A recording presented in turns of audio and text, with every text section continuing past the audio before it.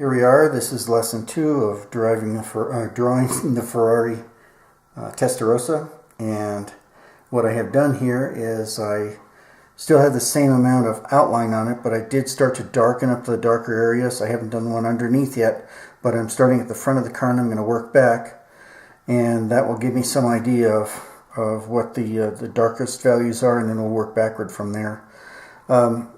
Obviously, the darkest one that I have here right now is in the area of the intake for the radiator. Also, underneath the fender here, there's an area that lets the hot air escape behind the tire, and then, of course, there'll be the whole thing underneath. But I did this first to start with because I wanted to get the proportions right, and I wanted to see what the darkness is going to look like. I always try to start with the darkest values first, and that way I have something to compare it to. There are quite a few elements on the car. There's a complete exhaust system on here that comes out the side. It is spoked wheels, so that again is going to take an awfully long time, just like it did with the 156. Pretty easy on the headlights. They're underneath plexiglass covers, and there's quite a bit of shading underneath here that will separate the center portion of the body from the two pontoon fenders. And again, the fenders are kind of loosely attached there in the front and then become part of the body up on top.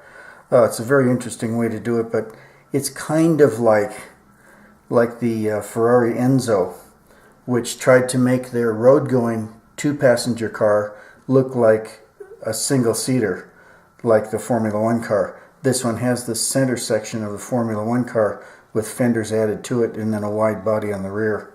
So it's the same basic idea. And it's just a beautiful car. I mean, I actually have seen several of these cars, and I used to watch them race in the 50s and 60s. My father used to be a corner worker at the sports car races, so I would watch these things run, and they just sound fantastic, and they look great running down the road too. So I figured it would be a really good car to do. It's one of my absolute favorites, one of the prettiest race cars I've ever seen, and I thought it would be a good one. Anyway, that's it. I'm going to do more tomorrow. I'll put quite a bit of darkness in this thing for tomorrow. This was just a starting point, so it gave me some reference points to work from. But now that I've got those knocked down, I've kind of nailed the drawing down to the ground, so now I can start working on the rest of it.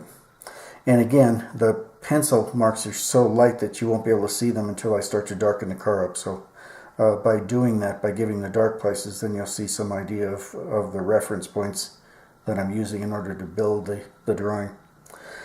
But anyway, that's it. I will hopefully see you tomorrow, and we'll do some more on this and post this up. Thanks. Bye.